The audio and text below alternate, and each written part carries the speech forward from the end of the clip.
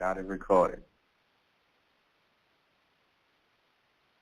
Salam alaikum. Walaikum salam, brother Capt Dennis. Good, good, good. First and foremost, I want to open up in the name of Allah, the Beneficent, the Merciful. We give Him praise. We give Him honor.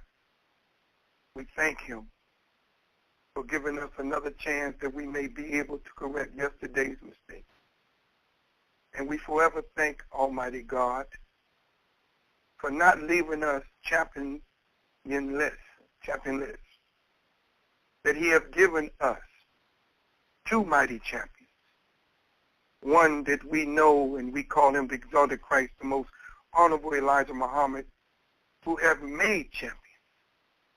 And another man who's in our midst, fighting night and day and exposing himself to be the champion of all champions. And that man is none other than my illustrious leader, my teacher and my guide, the Honorable Minister Farrakhan, who have blessed me to walk with him, that I may learn also how to be a champion. It's in their names that I greet you all, friends and family, well-wishers. In our greetings of peace, we said in the Arabic language, Assalamu alaikum, and if those who are on the line are my peacekeepers family, I am present for peace. I want to thank our dear brother Willie, who is the student minister representative of the Honorable Minister Farrakhan in New Orleans, who's really responsible for the series that we started a while back.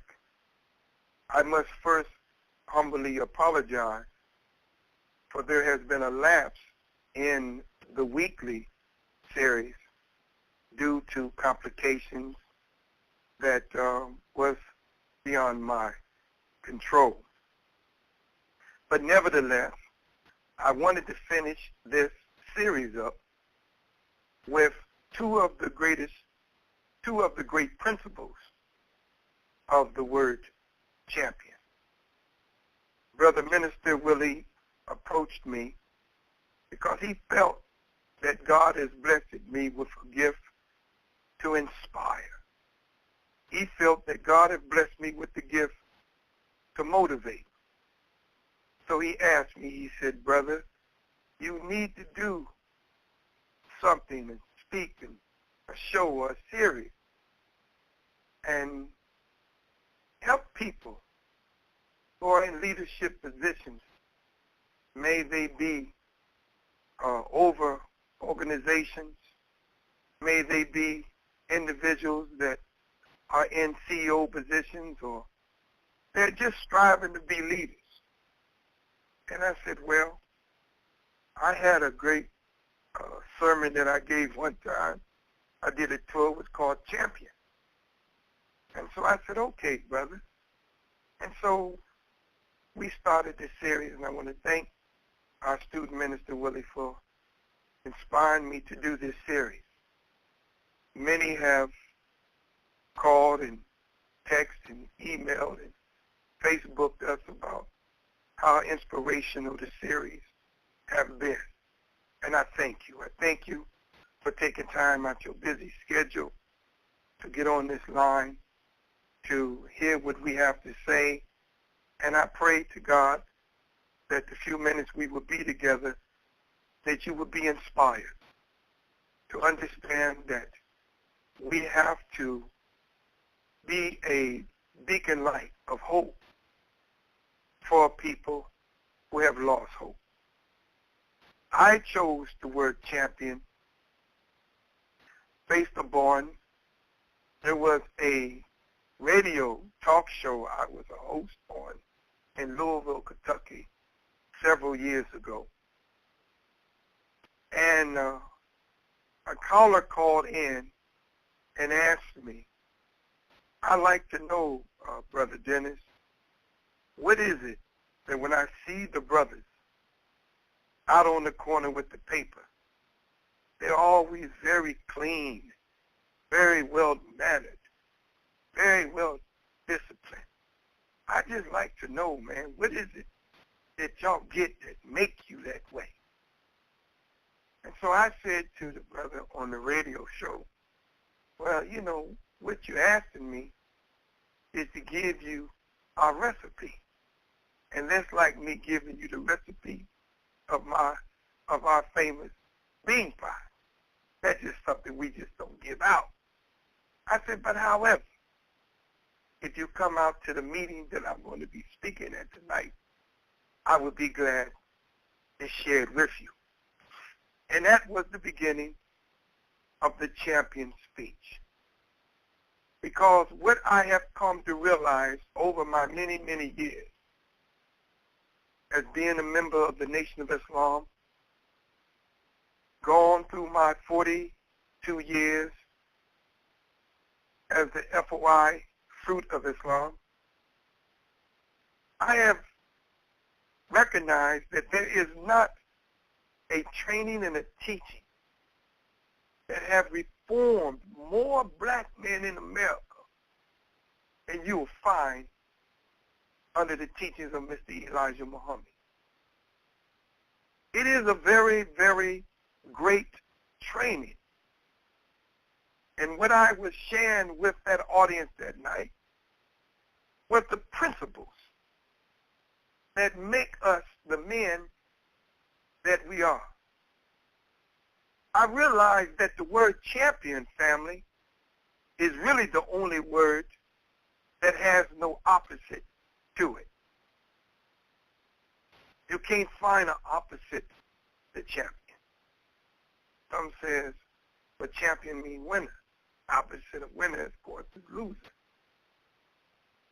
But what you realize is that the word itself means one who fights for a cause, any winner who takes first place, or the best. Well, Mr. Muhammad taught us the fruit is the best. And if we're the best, that means we champion. So I took the word champion and I broke each one of the letters down to meet a principle. The men that you and women that you see who are very outstanding in our nation. You cannot speak about the Nation of Islam and not talk about Malcolm X, who was one of our outstanding champions. You can't talk about the Nation of Islam and not talk about Abdul Khalid Muhammad, one of the nation's champions. You can't talk about the Nation of Islam and not talk about Imam Warif-Din Muhammad, one of the nation's champions. You can't talk about the Nation of Islam and not talk about Dr. Ava Muhammad, one of our nation's champions, or Brother Minister Ishmael Muhammad, one of our nation's champions, Brother Nuri, or Brother Minister Farrakhan, who you all know, who we all know, is the champion of all champions. One of our great sports figures of all times, one of the greatest sports figures of all time, Muhammad Ali, was one of our great champions produced by this training that we get in the Nation of Islam. So why take all of that great training and teachings and not share it? So today, what we're doing, we're sharing with you the principles that help shape and mold these great champions. If you look, family, at this generation, this is the only generation that does not have heroes. If you look at this generation, pretty much from the age of 25 on down, they have no heroes. Maybe 30 on down. They don't have no heroes. What do I mean they have no heroes or no champions?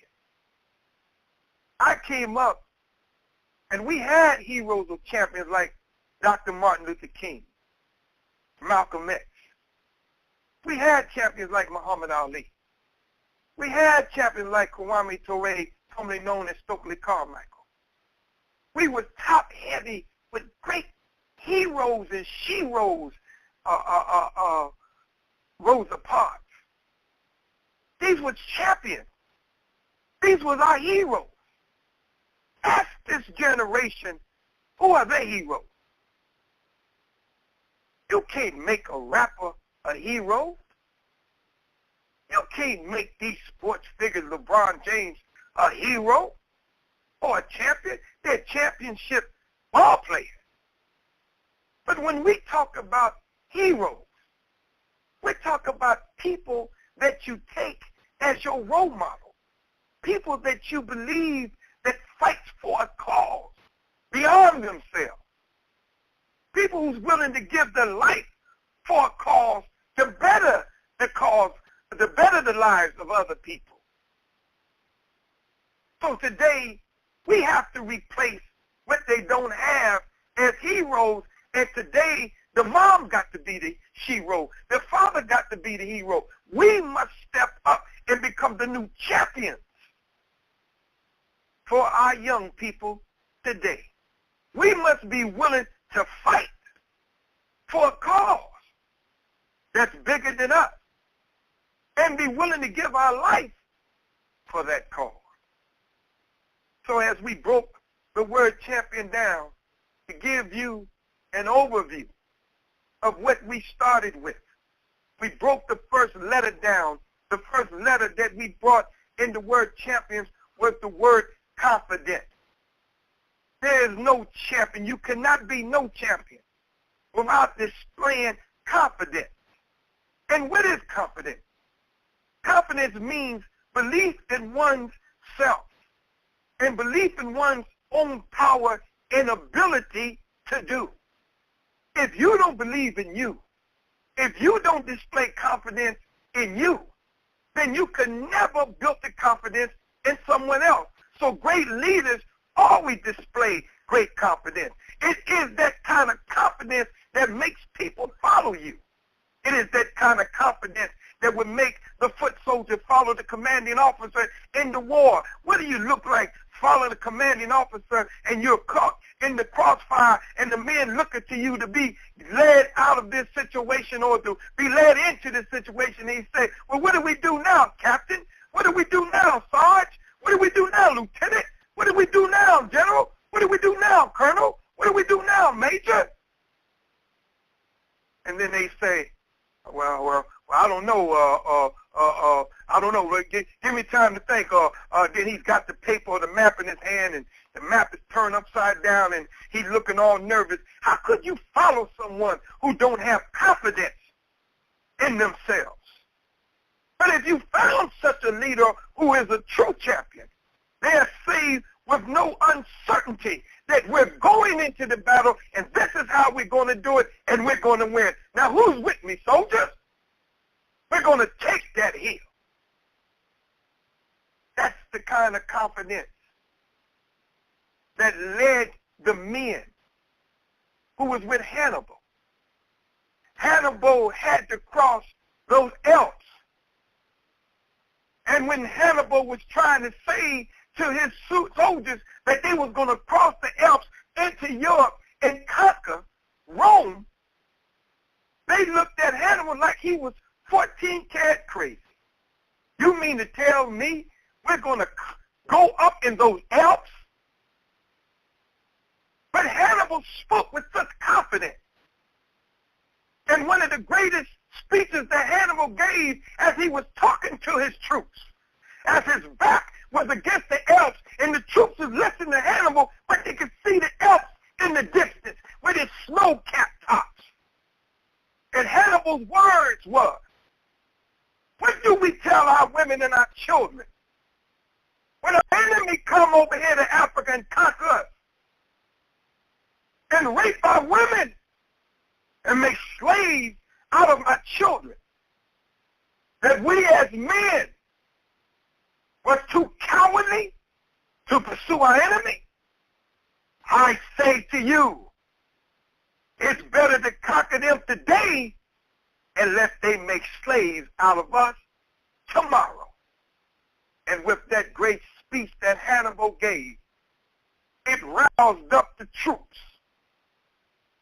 And they looked at themselves, and their favorite word was, "We see no else. We see no else."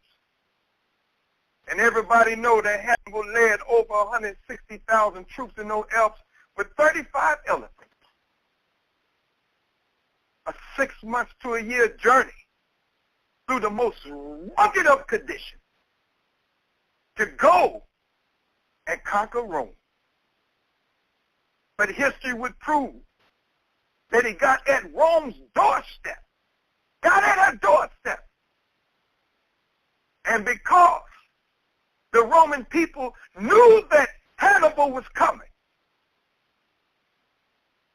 so one of their great military generals that was called Maximus, Rome's greatest general, said, if Hannibal gonna put pressure on our door, then let us go to Africa and put pressure on his door. And so when Hannibal got the word that Rome had went into Africa, killed his brother, already killed his father, he was in Italy. And that's where you got the Italians. He went into Spain, and that's how you got the Italians, because the Moors was laying with them Spanish women. They got a little comfortable, and they did not complete their pursuit. And so Hannibal turned around to go back to defend Africa, which was a grave mistake. That's what the word champion. Hannibal had the confidence, and it was that confidence that led those men with him through the Alps. The letter H represents heart. And evidently, Hannibal had heart. All of God's great leaders, great champions, all of God's spiritual prophets had heart. But heart also means the center, it does mean the center of emotion, the capacity for sympathy, feelings, and affection, but heart also means courage. And heart also means love. And it's something that when you find the word love, love is synonymous with courage. You can't have love and have fear in the same sentence.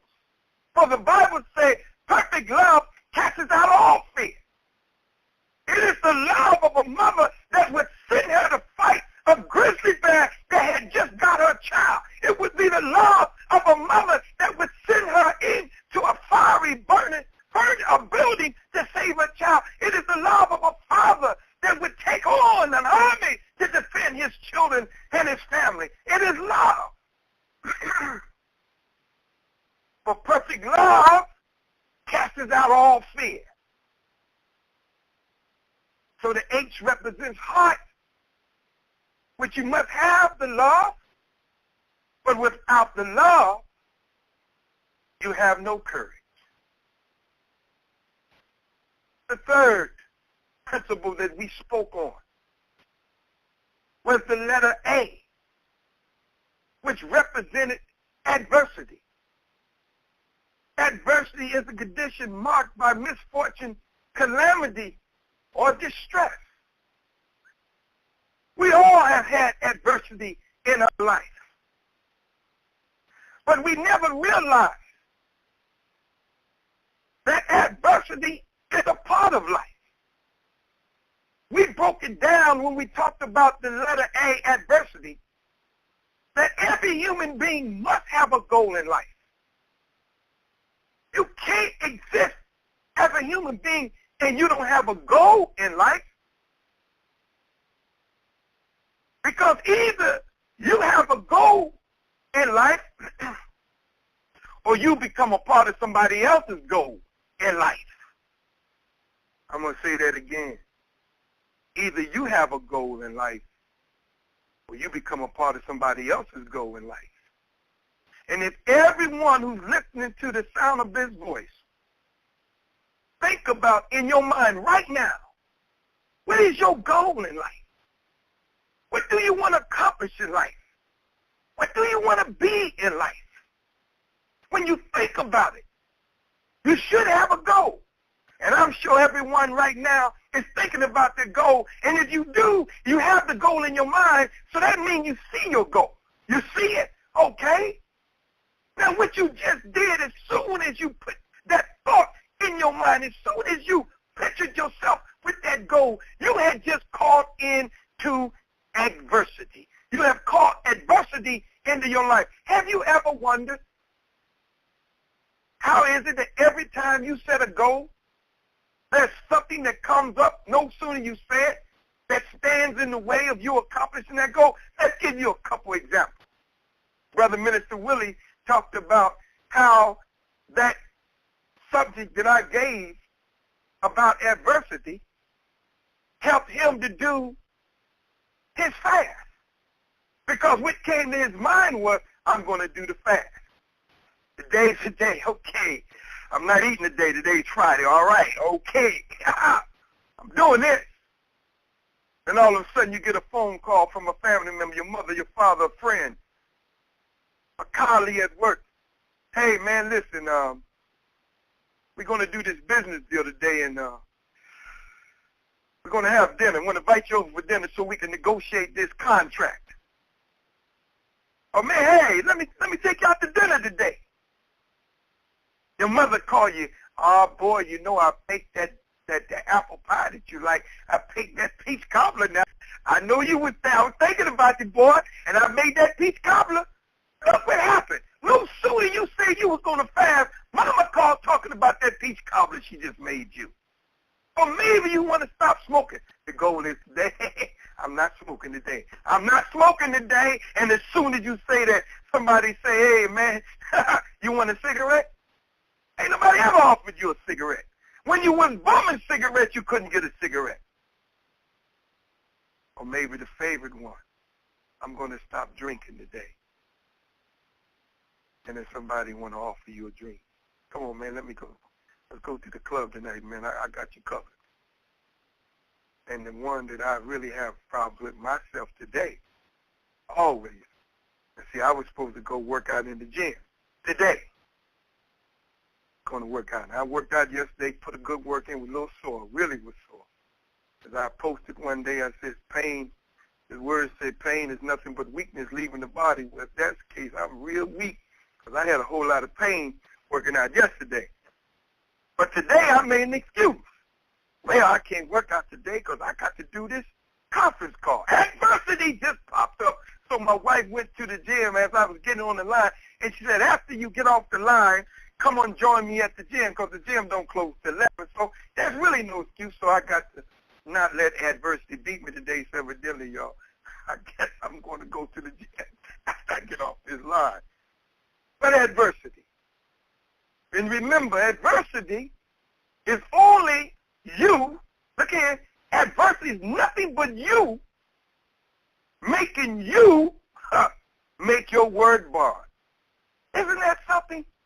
That the very mind creates the adversity to make you live up to your own word. Wow, that's deep. Adversity is nothing but that you have called into existence to make you live up to your own word. Then we came to the next principle, motivate. Motivate. See, every one of us knows someone who's a great motivational speaker, as we use the term. Motivational speaker. But what is a motivator? See, a motivator comes from the word. The word motivator comes from the root word, come from the word motive, and the word motive comes from the root word motor, or motion, movement, movement, motion. Motion, movement, motion, motive, locomotive, motion. The first law of God was the law of motion. That was God's first law, motion. And we was taught the second law was order. So God called everything into motion, movement, and then he had to put that movement in order. Well, when you find the word motivate, you can't use the word motivate without it moving something. But what makes a person motivated? See? What makes you motivated? What motivates me to get up and to go work out? What is my motive? What is the intent that caused me to move? Well, my intent is to lose weight. That's my intent. And that intent is what caused me to move. So when you see on those movies, police got the person in the interrogating room, but what was your motive? They believe every murder, every crime has a motive. Every crime has a motive. You just don't kill for nothing. But people, there are people that do that. So when you got the word motivate, what moves you? And every champion is moved by something. Every champion has a motive. Every champion has an intent. And you have to be moved by a cause. You have to be moved by change, or a change that you want to see in yourself or others. So when you get up every morning, family, brothers, when you get up to go to work, if you don't feel like working that day and you need motivation, open up your child's bedroom door and look at your babies. That should motivate you. That should move you to get out the house and go to work. We need to make our community safe. What should motivate us to get our butt out there to make our community safe, dear brothers? What should be that to motivate us? Look at our women. Look at the look on their face. Look how they look when they send the children out to go to school, not knowing if that child's going to come back in a body bag or not. Shouldn't that motivate us to move? Shouldn't that be the motive? Oh, should that not be our intent of why we will go out there and make our community safe? Every champion is motivated. And so then we broke the word, the letter P in the word champion. And the letter P represented persistence.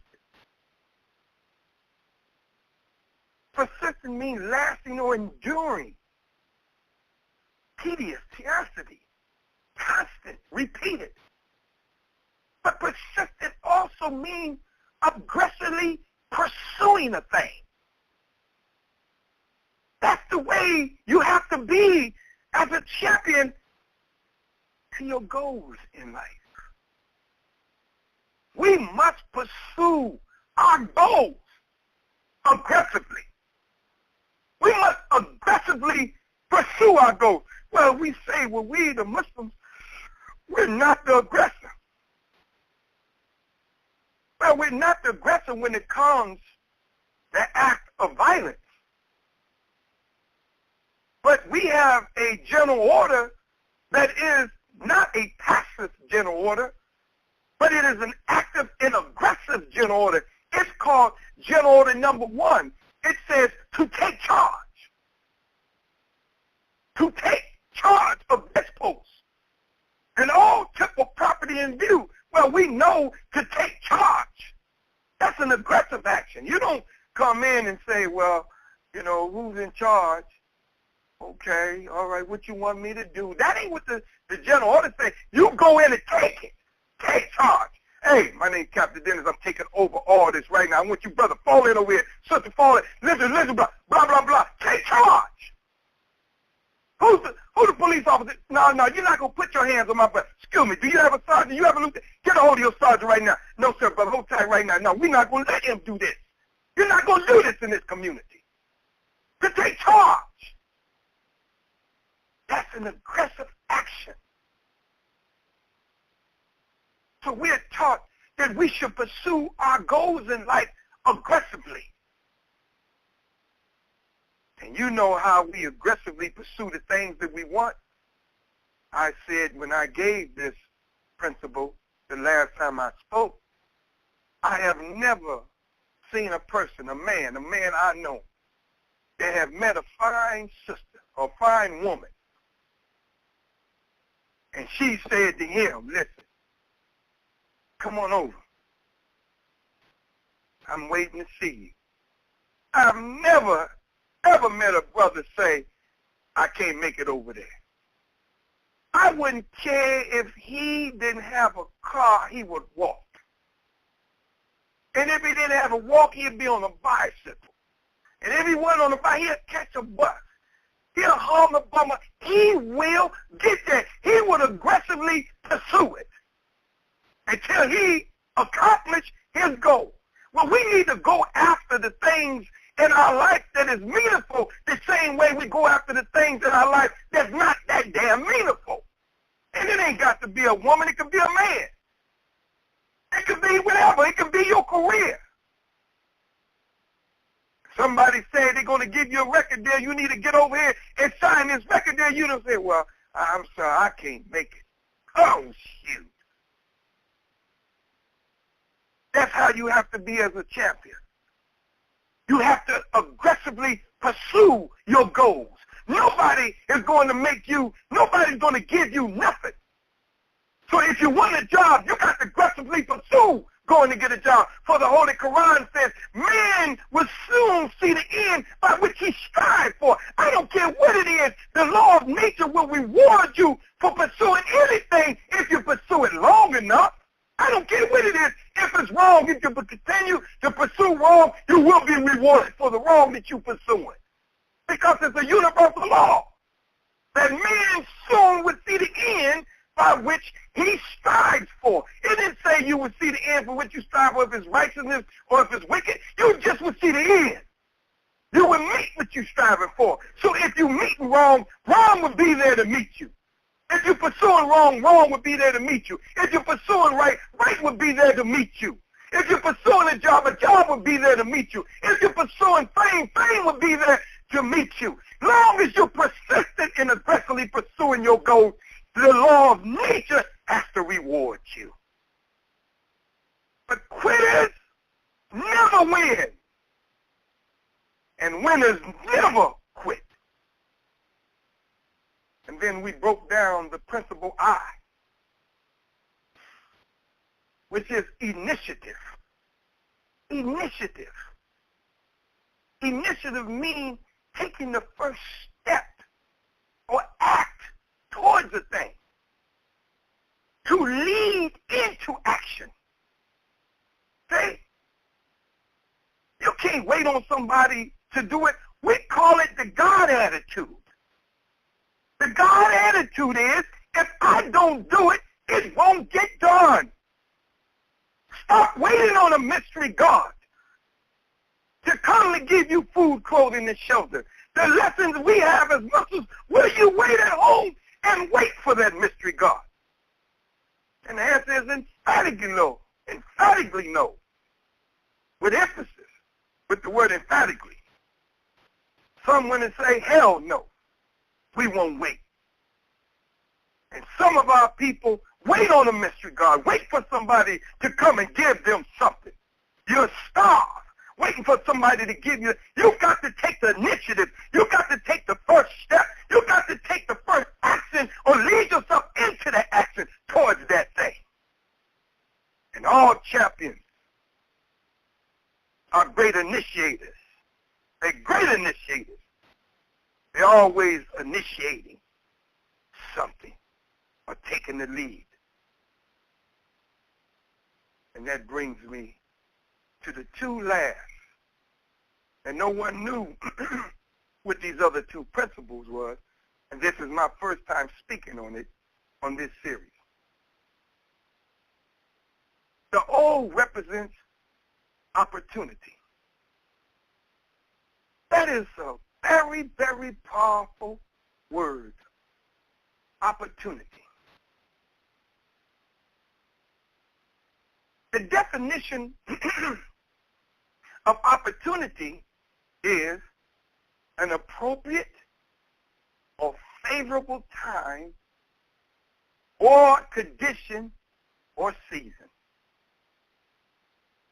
And also, one of the definitions of opportunity, it means, check this out, a chance to advance. Wow. Opportunity. A chance to advance. Nietzsche says, the great Chinese philosopher,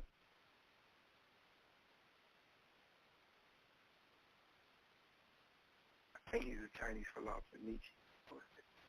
Anyway, says, in chaos is opportunity. In chaos is opportunity. In difficulty is opportunity. See, what we fail to realize is a champion recognizes the opportunity. A champion takes advantage of an opportunity. Because, listen, dear family, every one of us gets opportunities. Oh, yeah, you heard those sayings, when opportunity knocks.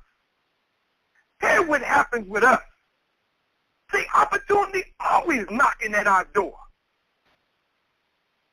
And when opportunity knocks at your door, you look through the keyhole and you look out there and somebody says, who is it? And then when you look through the keyhole, you see this person standing there looking like difficulty. He says, oh, snap, there's difficulty out there. Tell him I ain't home. And it was opportunity dressed up in the coat, in the clothes of difficulty. But you didn't recognize the opportunity. You turned opportunity down. You let opportunity get away. Oh, no. You got to recognize opportunity. And when opportunity knocks, it never knocks at a time that is not favorable for you. No, I'm sorry. Nietzsche was German. I'm sorry. Thank you. Yes, yes. The great Chinese philosopher was Confucius. Nietzsche. Anyway.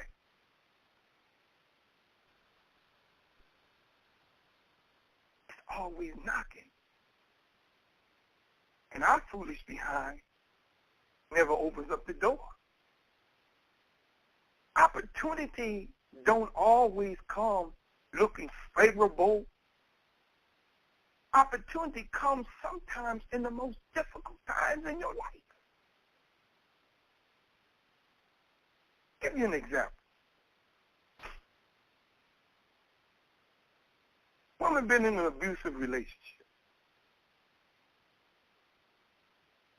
Man been taking care of her. He's been the sole provider, but in that being a sole provider, he has abused her. And she don't know how to leave that abusive man because he's a provider. He puts a roof over her head. He takes care of her children. And so she suffers the abuse. Only because she depends on him. But then he gets arrested or he goes to jail. And he's not there to provide, and it's a difficult situation. Who's going to take care of my children? Who's going to take care of me? Who? It may be a difficult situation, but it is a great opportunity to do for self. Sometimes we all have lost a job.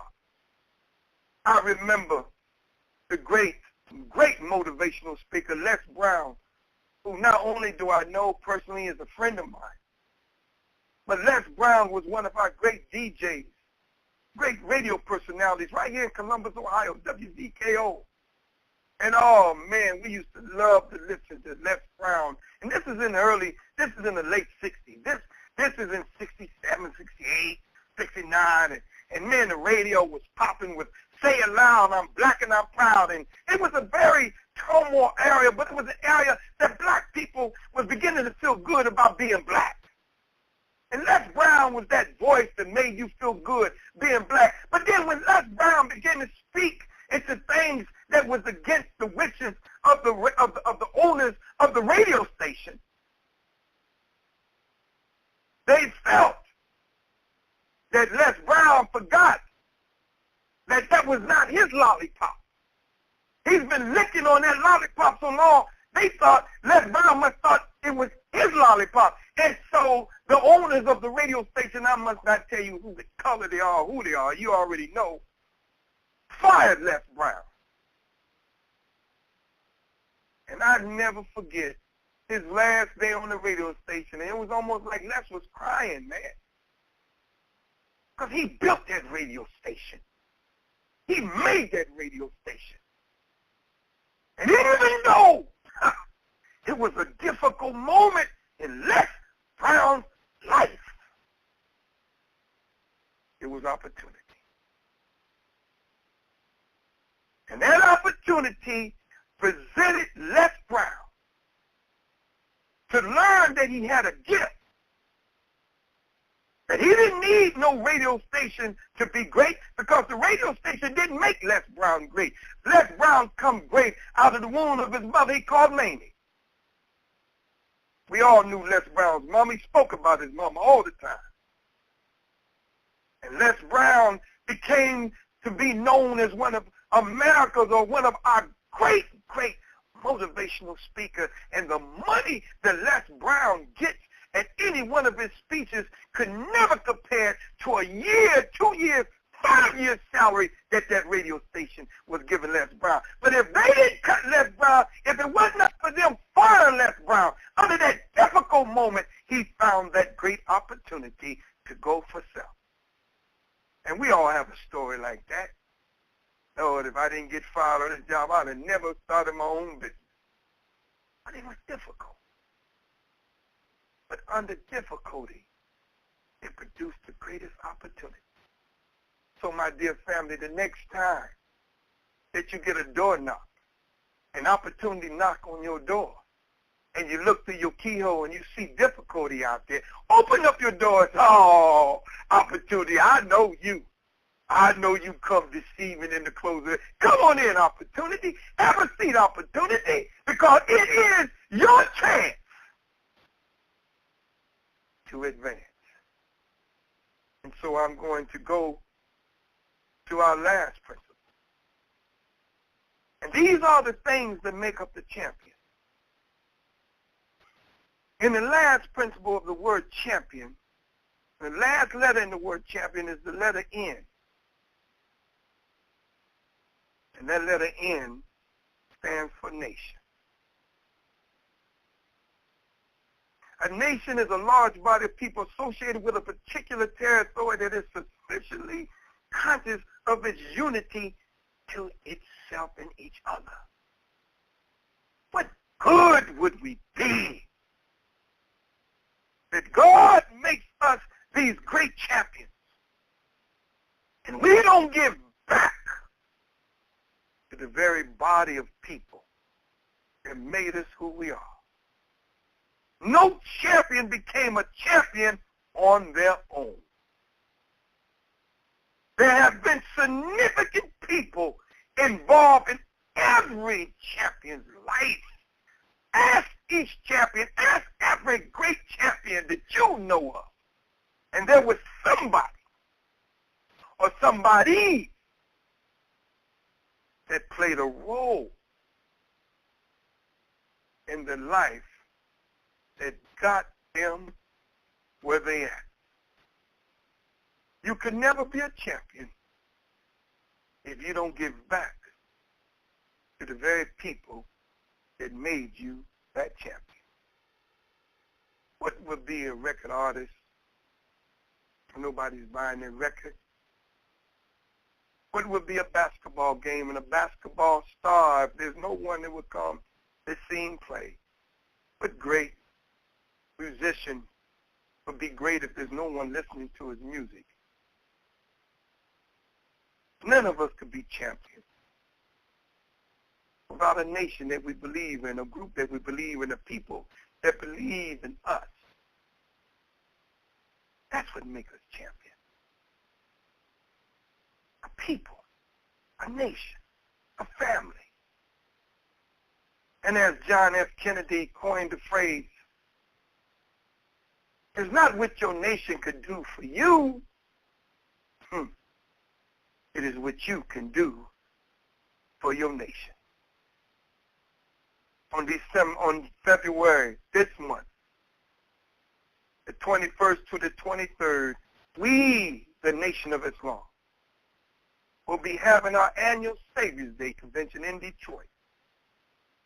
We, the members of this great nation of Islam, will go and celebrate the birth of that man, Farag Muhammad, the great Mahdi, who gave us a nation to believe in. That man, Master Farag Muhammad, gave us a flag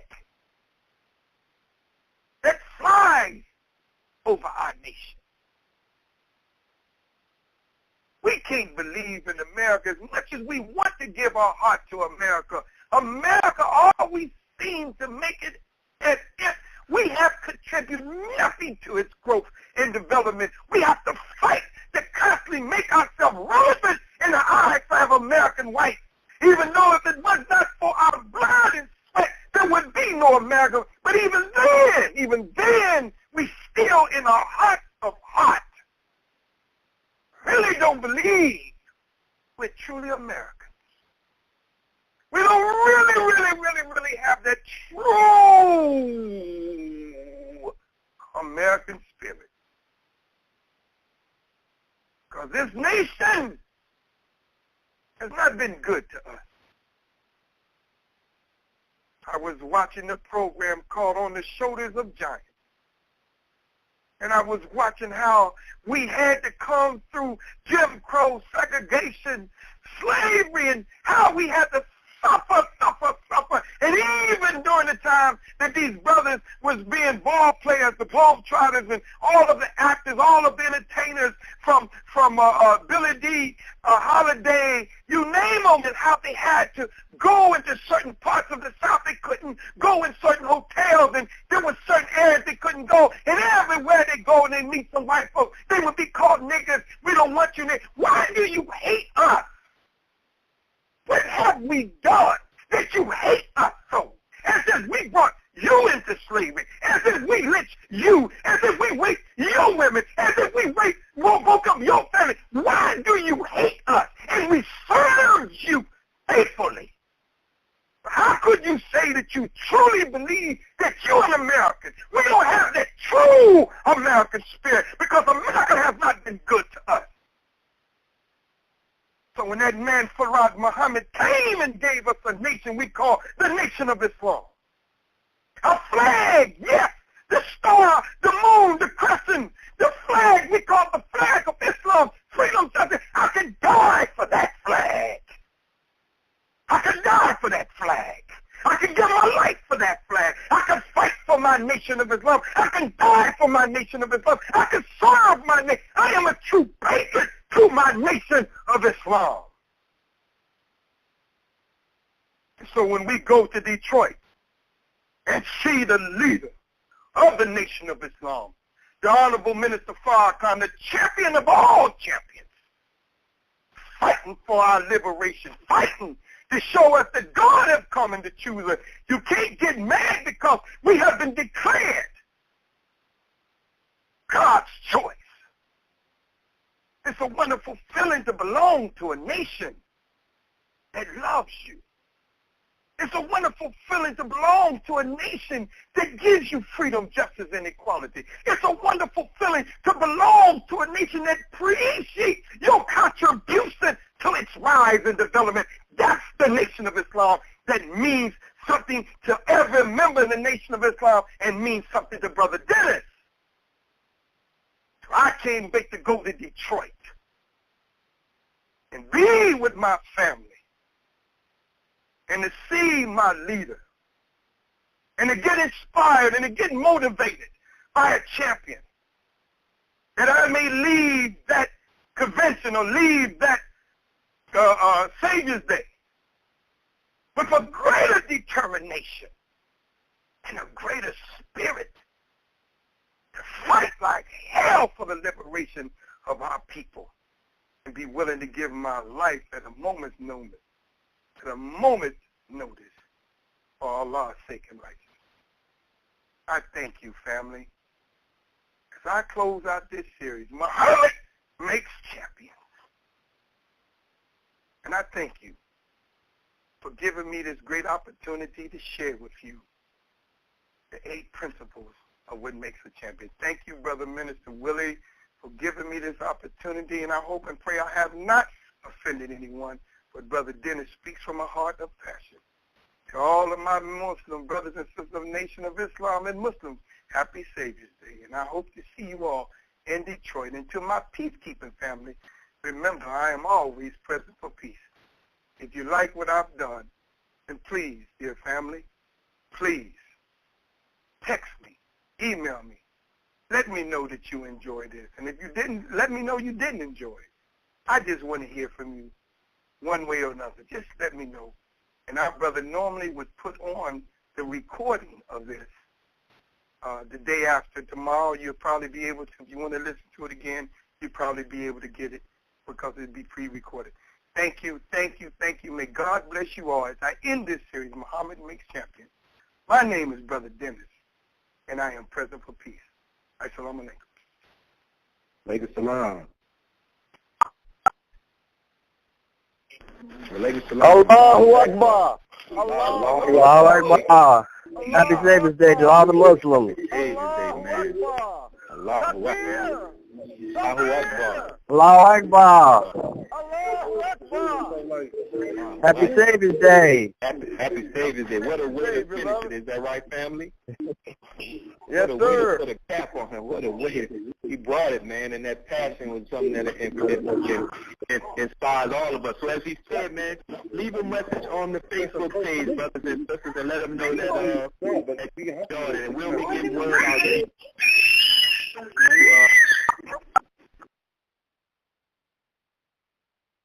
We'll be getting word out to you all about how you can get this series. But go on Facebook, go on Twitter, send them a tweet, send them a text, letting them know how you enjoyed the words, brother. Thank you all, thank you all, thank you all. Thank you too, Brother Capt Dennis, for taking the time out of your schedule to do this.